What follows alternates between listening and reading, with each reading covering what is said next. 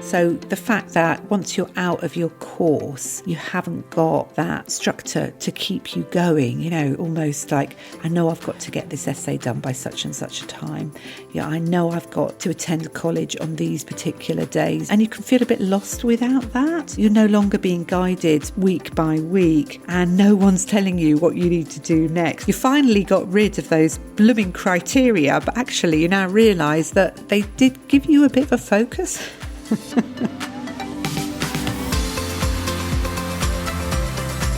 Welcome to Good Enough Counsellors, the podcast for growing a private practice without the pressure to be perfect.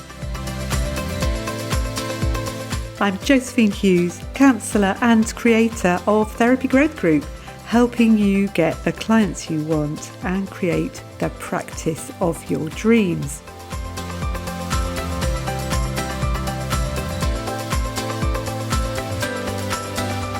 I remember getting to the end of my counselling training and thinking, well, what now? So for a long time, I'd had a structure around me. I'd gone through level 2, level 3, level 4.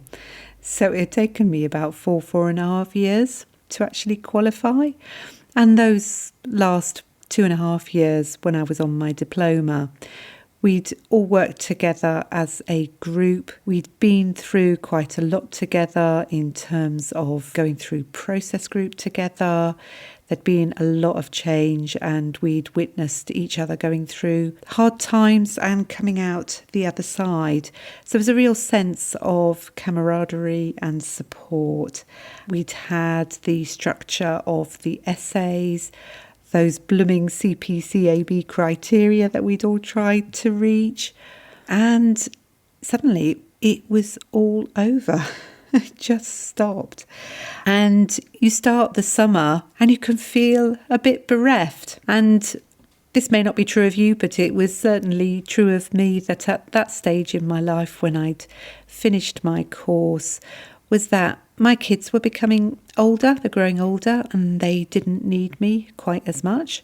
So you might be like me, you might be in that place where your kids are growing up and leaving home, or it may be that you're looking at your current job and thinking that you want something a bit different. But wherever you're at, it might be that the next step looks slightly scary. And I think for me, looking back now, what I didn't realise was that I didn't actually have to have it all figured out. I thought that I needed to have a really clear plan. And as I've said before, I'm not very good at planning. And that actually really stopped me for a long time because it felt like there's this great big thing that I had to do. And it felt like too big a task. But actually, what I realised eventually is that I just needed to take it step by step. So I don't think the problem is that you don't know what to do. I think it's that you might be somebody who values that sort of structure that your course has given you. And suddenly it's like you're now on your own. There's almost too much freedom. What do you choose? And that can be really hard for people, I think, as they come out of their counselling courses is, well, what is the next step? But that's just part of the process, really. You've gone from this structured environment and now it's time for you to structure what you want to do. And actually, although freedom can be scary, it can actually also be a wonderfully exciting opportunity too. So I thought it might be helpful if we just look at sort of 3 things that can make this time feel a little bit more difficult than it needs to be, plus maybe some solutions that might help you. So let's go back to this idea of the structure. So the fact that once you're out of your course, you're away from college, you're away from your course, you haven't got that structure to keep you going, almost like, I know I've got to get this essay done by such and such a time. Yeah, I know I've got to attend college on these particular days at these particular times. And you can feel a bit lost without that. You're no longer being guided week by week and no one's telling you what you need to do next. You finally got rid of those blooming criteria, but actually you now realise that they did give you a bit of a focus. So basically this can sort of really feel difficult because there's no markers, there's no map really of which way to go. But there is still support out there for you.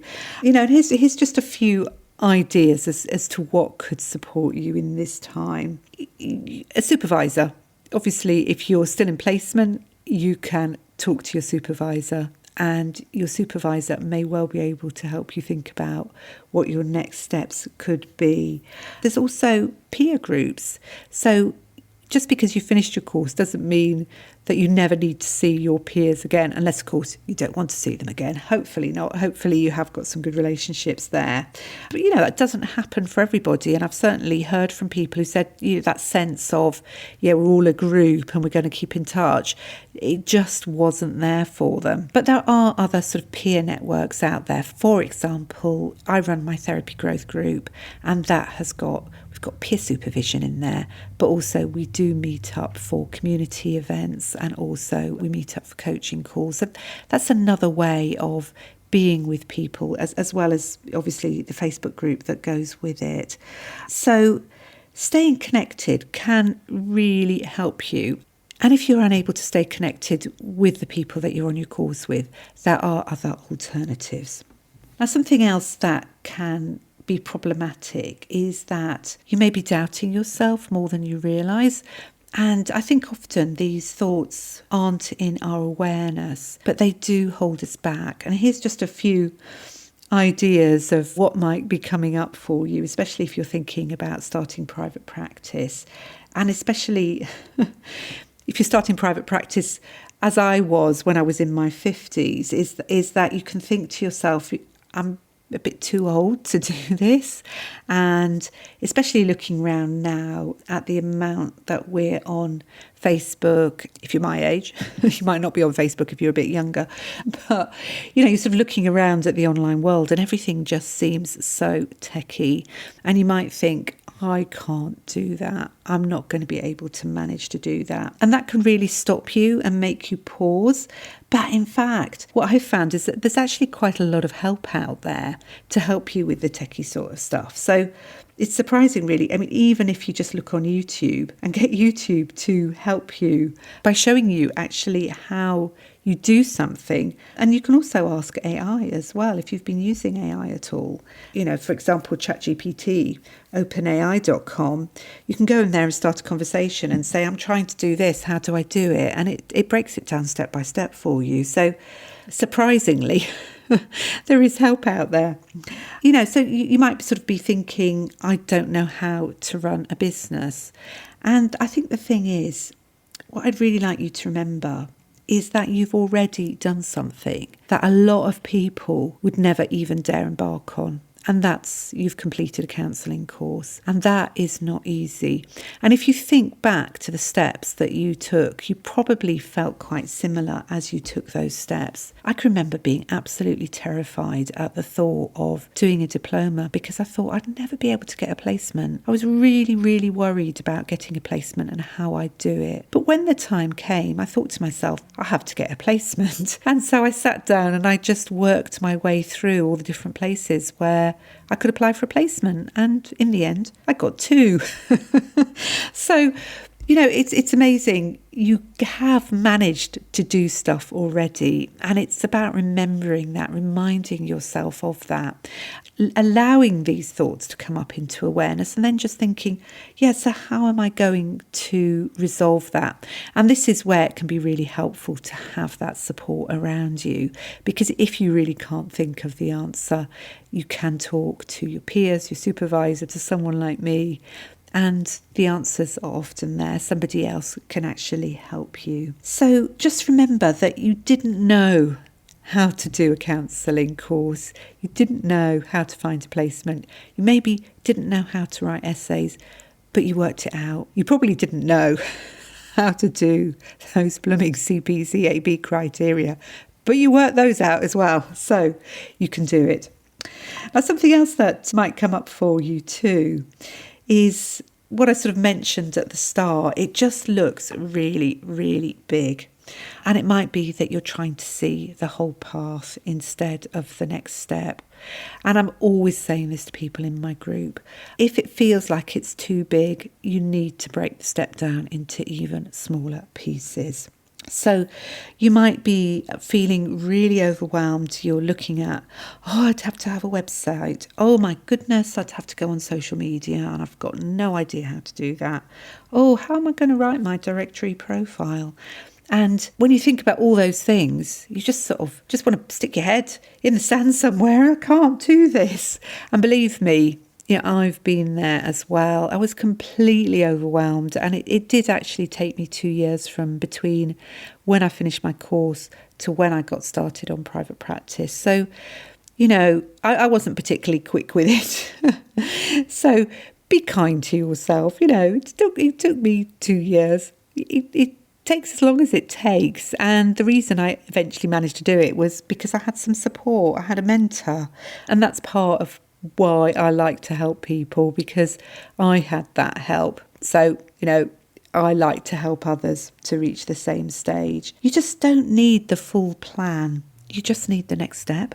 Actually, as this episode is coming out, I'm going to be running something next week to help you with your marketing. It's really about helping you make sense of what to do next if you're looking to get clients, especially if you're feeling a bit unsure about where to start or your existing marketing isn't working. I haven't got the details finalised at the time of recording, but do check out the show notes where I'll put the latest information, or keep an eye out for me on Facebook, or if you're subscribed to my email list, there'll be more in there about it as well.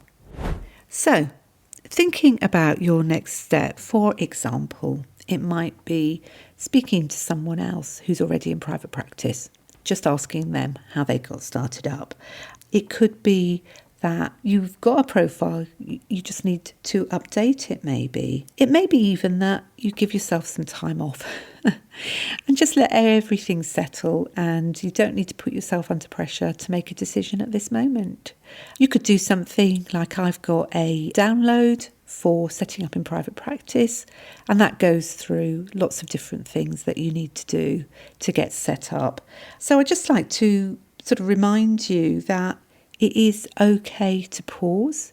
You don't have to rush it, but you could do something like I say, like downloading my little ebook on setting up in private practice, and that would help you feel connected. Be part of my Good Enough Counsellors Facebook group, because that can help you feel connected as well. Now, something I thought I'd mention before we finish is that if you listen to the podcast and go back and listen to some of the practitioner interviews, I'm thinking particularly about Katrina's podcast episode, because Katrina said she was absolutely terrified about starting up in private practice, and also Suzanne, and they both were really unsure about starting in private practice. And I know with both of them that they've both got really successful private practices now. So you may like to go back and listen to their episodes. Just go through your podcast player, wherever you're listening to this podcast, just look at the episodes and you'll be able to find them. Both of them, they didn't start out confident. They started out unsure, but they worked it out as they went, and they've made it work. And I'm sure that you can do that as well. So if you're at the stage of feeling really wobbly, feeling unsure, and maybe questioning whether or not you can do this, I just really would like to remind you that you've already done something quite hard. You don't have to have it all worked out in advance. You just need to take your next step. And if you'd like support, a little reminder that this is what I do in Therapy Growth Group. I'll pop the links into the show notes so that you can find out more about Therapy Growth Group and download the free ebook on setting up in private practice if you'd like. Thanks very much for listening, and I'll see you next week. Thanks for listening. Do come and join my Facebook community, Good Enough Counsellors. And for more information about how I can help you develop your private practice, please visit my website, josephinehughes.com. If you found this episode helpful, I'd love it if you could share it with a fellow therapist or leave a review on your podcast app. And in closing, I'd love to remind you that every single step you make gets you closer to your dream. I really believe you can do it.